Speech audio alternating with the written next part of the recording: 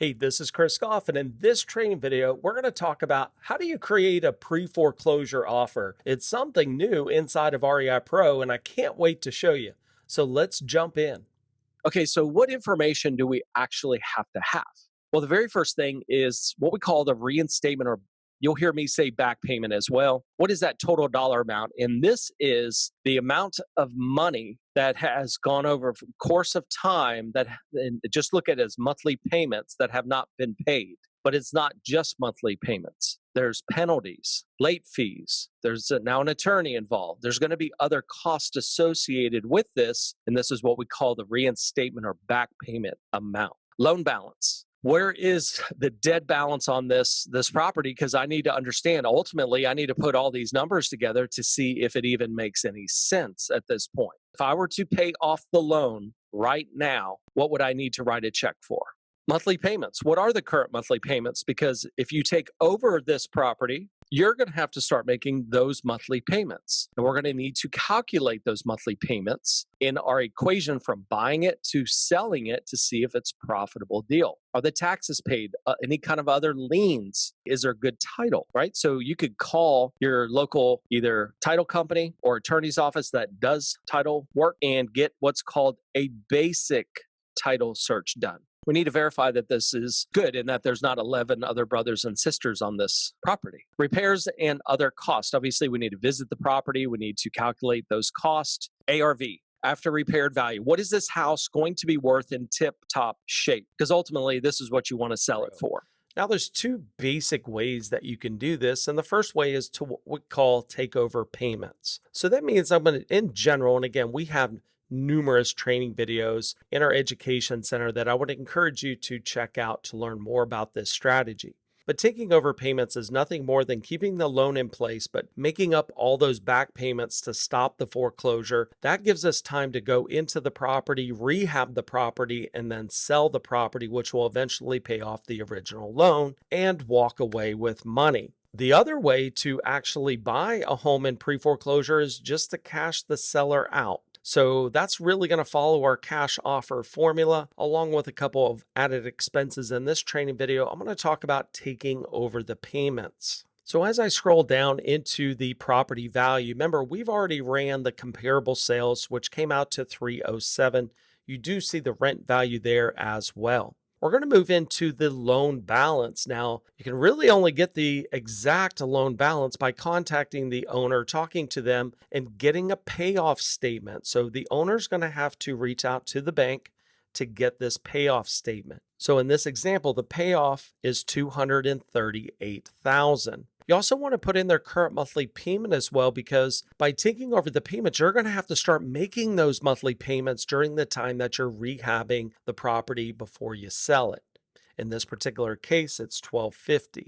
Next, you'll see the auction date. If we have the auction date, we'll carry that over. If for some reason the auction date has changed, been postponed, of course, you could go in and just click the calendar and set the new date. Now, if we could go up to the top, step 2, expenses. The very first thing is what we call back payments. These are the total payments that the seller's behind on to bring the loan current. So in this example, the back payments on this home is $12,500. The only way you can get this number is through the seller. The seller's been getting these notices on and on, but you want to get the most recent update on this, because just think about it. Each month is going to change. They're going to keep getting further behind. Now, if they're behind on payments, could they be back on taxes or HOA liens? So you definitely want to verify what other debts are owed on this property. In this example, we're going to leave that blank. Now, generally with any kind of agreement, and this is really going to be a seller finance agreement, I usually have an attorney draw up my seller finance agreement, and what I am charged is $500. Now, that could vary depending on what attorney you use, where you are located, and so forth. They could go all the way up to $3,500. Now, acquisition cost is going to be closing that. So once I have my agreement all signed with the seller, we are going to actually close this deal, but keep the loan in the seller's name. The deed will then get transferred over into our name.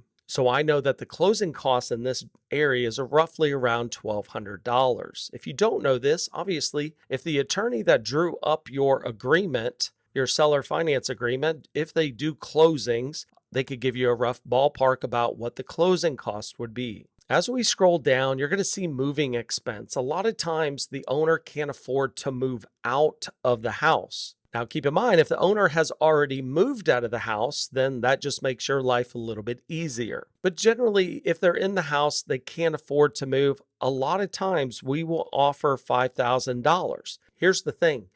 Don't give them the $5,000 until the house is all cleaned up, they're ready to go. Because you will find that there will be people, you give them $5,000 and they don't move, right? And then you're going to court trying to evict them, and it just causes chaos. And how do you think I know that? Next is going to be our repair expense. So if you went through step 3 and you filled this out, in this particular property, we're going to say there's $25,000 in repairs. And this is kind of minor stuff. Maybe we just need to update this particular property. Next is our hedge expense. And I like to go 10% of our actual repair costs just for any kind of hidden repairs that we didn't actually see. Next, it's going to be holding costs. Now, holding costs are also going to be the taxes, insurance. You're going to have utilities hooked up to this property while you're fixing this property up. I'm going to estimate this to be $1,000. I put in a holding time of 2 months. It's like I said, it's not a major rehab. It's just, a little bit of lipstick here and there. We're going to bring it up to speed. Now, if I'm going to use an agent to sell this property, you could then go in and apply that commission rate. Now, this could change depending on where you live and what those commissions are. Next is going to be closing costs. So keep in mind, not only did I close on the property to take the deed, I've now fixed up the property and now I'm reselling it to a new qualified buyer.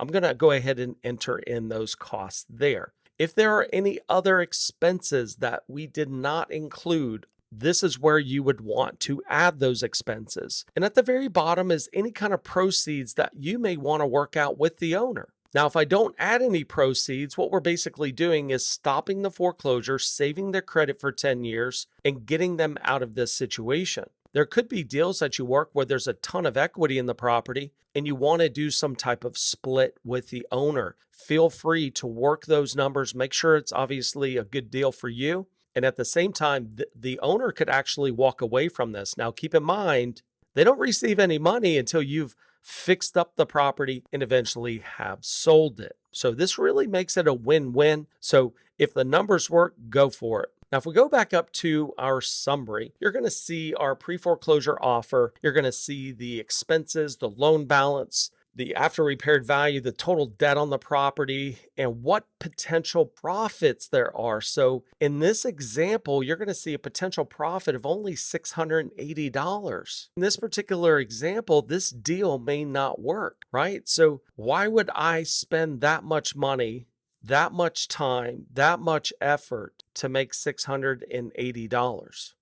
Financially, it really doesn't make sense. Now, at the end of the day, it helps somebody out, but maybe this would be better if we did what's called a short sale in this example. So as you could tell, not all deals are going to work out in pre-foreclosure.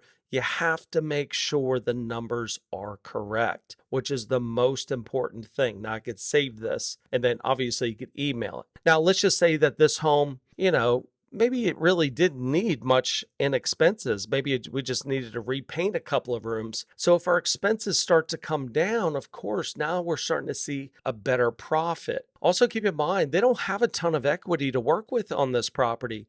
After repaired value is 307, loan balance is 238. They've got some back payments. It needs some work. Keep that in mind that we have to make these numbers work to make it financial. Obviously, we want to make it a win-win for everyone, but at the same time, you need to be compensated for your time to do this. So I hope this training video helped and I look forward to seeing you on the next training video. Hey, before you go, be sure to click that subscribe button and that like button. We put videos out every single week, so also click that notification so you'll be informed on our next release.